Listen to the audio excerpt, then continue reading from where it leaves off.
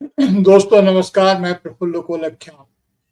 आपसे अनुरोध है कि कृपया इस वीडियो को देखें, पसंद करें और अपने दोस्तों के बीच में इसे साझा करें। आपसे यह भी अनुरोध है कि कृपया अपनी टिप्पणी से हमें जरूर समृद्ध करें। आपकी टिप्पणी से हमारा मनोबल बढ़ता है और आगे काम करने में सुविधा हो सकती है।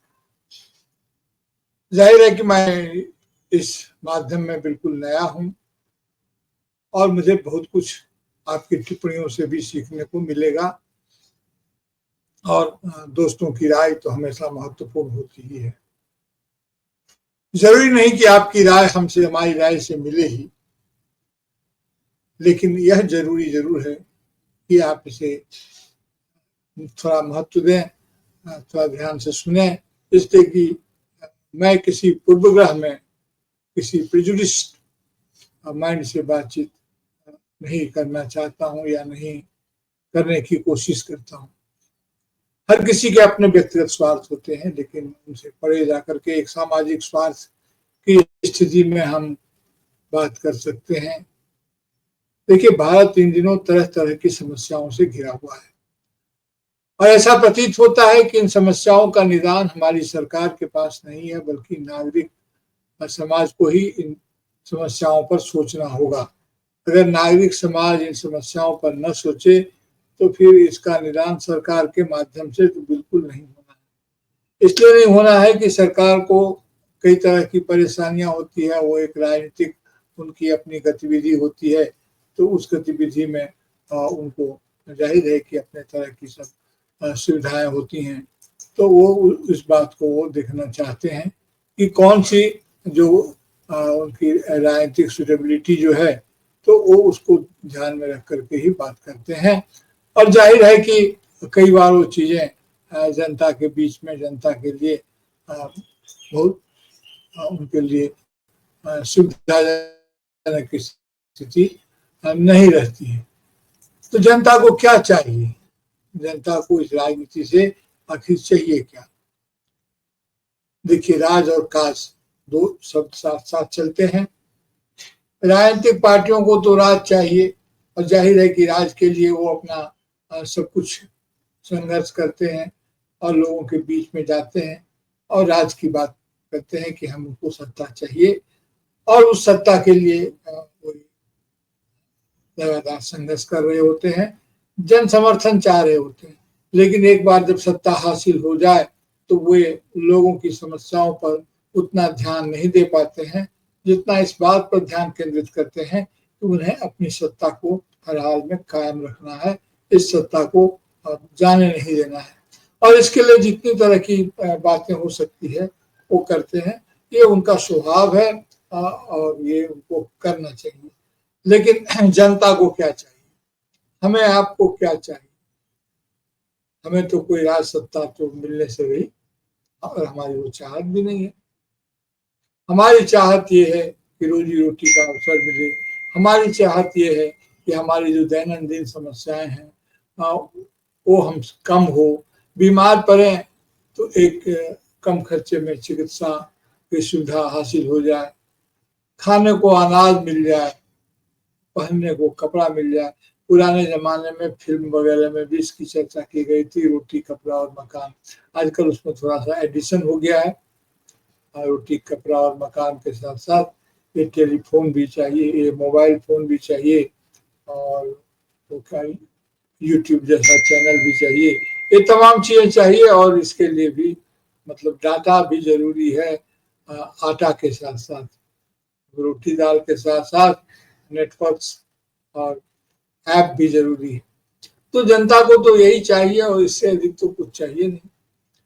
जिस हिंदू राष्ट्र की बात बार बार आजकल उठाई जाती है, उस हिंदू राष्ट्र का जो मर्म है वह जनता की समझ में यही आता है कि इस राष्ट्र से और इस तरह के बयानों से, इस तरह के आयोजनों से हमें जीवन यापन में कोई सुविधा तो होने से रही।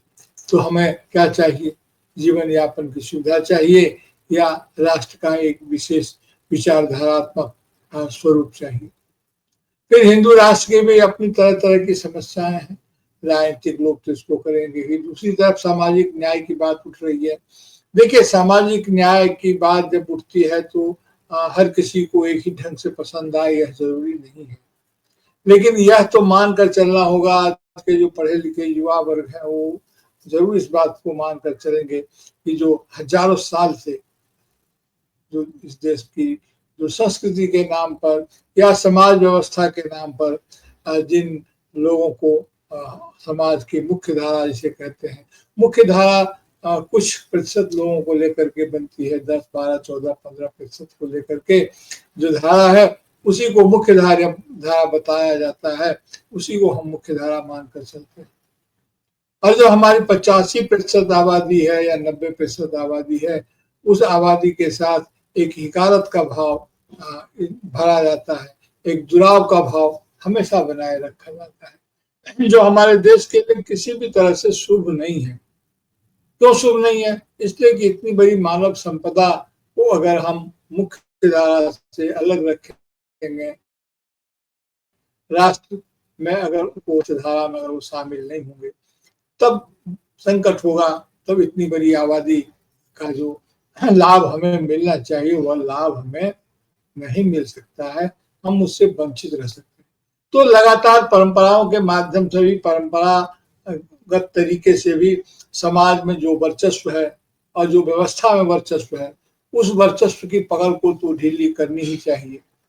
देखिए, आरक्षण इसका एक औजार है और आरक्षण की अपनी प्रासंगिकता है, क्योंकि आरक्षण की व्यवस्था अगर नहीं होगी, आरक्षण की व्यवस्था अगर संवैधानिक रूप से न की जाती तो उस समाज के लोगों को मुख्य धारा में आने में, एक समान नागरिक बोध विकसित करने में बहुत दिक्कत होती है। इसलिए आरक्षण तो एक उपाय है, लेकिन यह उपाय तभी कारगर होगा जब समाज में उसको लेकर के एक सकारात्मक दृष्टिकोण सभी लोगों के बीच में आएगा कि हर किसी को जीने का हक है, हर किसी को राष्ट्र में भागीदारी का हक है। लेकिन कई बार ऐसा होता है कि ऐसा लगता है कि उनके हक को हम थोड़ा कम करके आंक रहे हैं। तो इन तमाम परिस्थितियों में चुनाव तो देखिए, चुनाव तो होते ही रहते हैं, चुनाव तो होंगे, अभी बिहार में चुनाव होगा, इसके बाद 5 राज्यों में चुनाव है, चाहे वो पश्चिम बंगाल हो, तमिलनाडु हो, केरल हो, पुडुचेरी हो, इस तरह से 5 राज्यों में चुनाव है, असम हो। तो इन राज्यों में चुनाव है और चुनाव में राजनीतिक दलों के अपने समीकरण हैं, वो अपने ढंग से इन तमाम बातों पर विचार कर रहे हैं और अपनी गोटियां सजा रहे हैं। हाँ, उनको चिंता उनकी अपनी गोटियों की है और हमें यानी कि साधारण नागरिक को चिंता तो रोटी की है। वो गोटी वोटी खेलें, लेकिन हमें रोटी तो मुहैया होती है।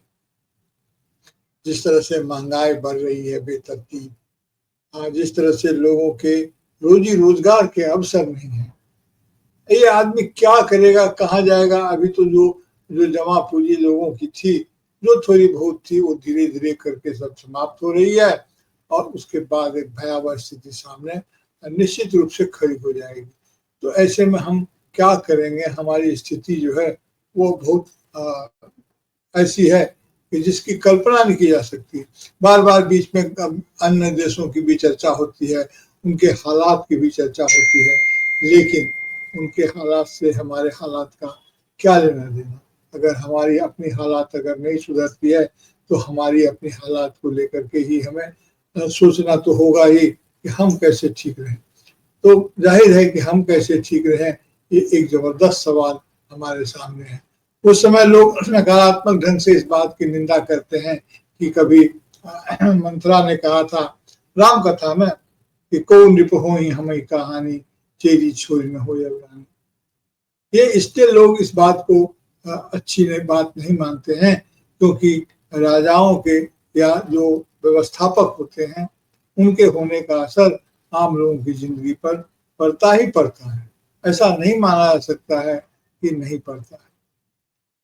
तो नागरिक समाज क्या करे? अगर देखिए, एक उपन्यासकार हुए हैं हिंदी में, उन्होंने लिखा था, एक पुस्तक लिखी थी और मैंने उपन्यास लिखा था जिसका नाम आखिरी कलाम। तो आखिरी कलाम में यह बात आई है। और वो आप जानते हैं कि वो लिखने वाले दूधनाथ सिंह जो लेखक थे, दूधनाथ सिंह ने उस उपन्यास को लिखा था। उसमें कई प्रसंग हैं, कई बातें हैं, लेकिन एक की चर्चा मैं यहाँ जरूर करना चाहता हूँ, और वो ये है कि उस किताब में उन्होंने यह लिखा था कि चिंता यह नहीं है कि लोग कितने असंगठित होकर के बिखर जाएंगे, बल्कि चिंता यह है कि लोग संगठित होकर के कितने अन्यायी हो जाएंगे। देखिए, संगठन में शक्ति है, और शक्ति हासिल होते ही उसका अन्याय से रिश्ता बन जाता है। और कारण नहीं है कि निराला ने कभी लिखा था कि दगा की, सभ्यता ने दगा की। हम शक्ति से संचालित समाज हैं, या हमें संवेदना से संचालित समाज की तरफ बढ़ना चाहिए। भारत एक बहुत ही पुराना और संस्कृति संपन्न राष्ट्र रहा है, और इसके राजनीतिक राष्ट्र बनने के पहले से इसकी जो स्थिति थी वह थी कि पर दुख कातरता इसके मूल्य थे, सहिष्णुता इसके मूल्य थे, सहअस्तित्व की भावना में इसकी शक्ति नहीं हुआ करती थी। उन तमाम पाठों को हम कहाँ भूल गए, उन्हें तो याद करना ही करना होगा। अभी विकास की बहुत चर्चा होती है। कल ही मैंने एक जगह इसकी चर्चा की कि उस दौरान रामदास शीर्षक से रघुवीर साय ने एक कविता लिखी थी, और उस कविता का शीर्षक, उस कविता की पंक्ति है, शीर्षक तो रामदास था, पंक्ति है ये कि दिन का समय था, दिन का समय घनी बदली थी, चौड़ी सड़क गली पतली। यही विकास का नमूना है कि सड़कें बहुत चौड़ी होंगी, लेकिन गलियां बहुत पतली होंगी। यानी आम लोगों का जहाँ दैनंदिन यातायात का, जीवन यापन का जो साधन है वह निरंतर कम होता जाएगा। तो ये जो मैक्रो एंड माइक्रो का जो अंतर, जो संघात है, वो हमारे देश में देखिए ना कि कितने लोग करोड़पति, अरबपति होते जा रहे हैं, होते ही जा रहे हैं, लेकिन नीचे की जो स्थिति है वो इतनी भयावह है कि जब सरकार कहती है, जब लोग कहते हैं कि भारत चौथी इकोनॉमी हो गया, दुनिया की चौथी अर्थव्यवस्था हो गया, लोगों के मन में कोई उत्साह नहीं जगता है, क्योंकि उनकी अपनी स्थिति में तो रत्ती भर का परिवर्तन नहीं होता है। तो चौथी और पांचवी अर्थव्यवस्था को लेकर के क्या करेंगे? बड़े बड़े लोग हैं, बड़े बड़े दिमाग हैं, और सभी जनता के हित में हमारे देश में लोकतंत्र है, संविधान है, सब कुछ के रहते हुए भी, लोकतंत्र के रहते हुए, संविधान के रहते हुए भी अगर भूखा इंसान रह जाता है तो यह किसी भी तरह से शुभ लक्षण नहीं माना जा सकता है। आने वाले दिन कैसे होंगे ये कहना तो अभी थोड़ी मुश्किल है, लेकिन जो संकेत मिल रहे हैं, लगता नहीं है, जैसे लगता है कि हवा में ही बात कुछ ऐसी भूल गई है, हवा में ही जहर की स्थिति हो गई है, जहरीली हवा हो गई है। पर्यावरण प्रदूषण के अर्थ में नहीं कह रहा हूँ, अनैतिकता के कारण जो जीवन यापन में जहर की स्थिति है, लोगों का एक दूसरे पर विश्वास नहीं है। देखिए, आलोचना क्या किया जाए, खिचड़ी हम अगर खाते हैं, जो भी खाते हैं, उसमें वो बना बहुत बेहतर है, उसमें दाल सब्जी जो भी उसके रेसिपी में है, सब कुछ बहुत सुंदर है, बहुत बढ़िया है, हम उसकी प्रशंसा करेंगे। लेकिन वह प्रशंसा करते हुए भी यह तो जरूर ध्यान रखेंगे ना कि अगर उसमें जहर है तो हम उससे बचें, चाहे वो जितना भी स्वादिष्ट हो, चाहे उसके जो रेसिपी जितने भी अच्छे हों, लेकिन अगर उसमें जहर है तो हमें उससे बचना ही होगा। बल्कि खराब खाना भी है, कोट एंड कोट, यानी कि बिल्कुल सामान्य भोजन है, लेकिन उसमें अगर जहर की आशंका नहीं है तो लोग जाहिर है कि उसी को पसंद करेंगे, उसी को खाएंगे। तो ऐसी स्थिति है कि अब कहाँ जहर है, कहाँ नहीं है, और विश्वास का वातावरण ऐसा बन गया है कि लगता ही नहीं है क्या आदमी क्या करे। अभी एक कांड हुआ है, टीवी पर बराबर चल रहा है, मैं उसकी चर्चा नहीं करना चाहता यहाँ, लेकिन आपने देखा होगा कि लगातार लगातार उसकी एक ही चीज की चर्चा हो रही है। और भी गम है जमाने में, उनके प्रति पूरी सहानुभूति है, इस तरह की बात नहीं होनी चाहिए थी, नहीं की जानी चाहिए थी, लेकिन और भी गम है जमाने में, और भी कष्ट है, और भी खबरें हैं। मीडिया से तो खैर खबर गायब भी हो गई है। अगर मतलब उनका अपना जो इसको बोलते हैं न्यूज सेंस, उनका जो अपना न्यूज सेंस है और पब्लिक का जो न्यूज सेंस है, पब्लिक जो चाहती है, जनता जो चाहती है, दोनों में कोई तालमेल नहीं है। अब तो शिकायत करने का भी मन नहीं करता है कि उनकी शिकायत करें। जो भी हो, मैं धीरे धीरे इस वीडियो को आगे बढ़ाने की कोशिश करता हूँ, लगातार इस पर काम करता रहूंगा और मुझे कुछ इससे क्या हासिल, तो कुछ करना नहीं है। आप देखेंगे तो अच्छा लगेगा, बात पहुंचेगी, तो यही कामना है। और इस पर सभी लोग विचार करें कि दुनिया कैसे खूबसूरत हो, दुनिया कैसे रहने लायक बने। आज के लिए तो इतना ही। नमस्कार। और आपसे अनुरोध कि कृपया इसे पसंद करें और अपने दोस्तों के बीच में इसे साझा करें। और हाँ, अपनी टिप्पणी जरूर दें, क्योंकि अपनी टिप्पणी से हमें निश्चित रूप से बल मिलता है। जी नमस्कार। आपकी टिप्पणी से ही बल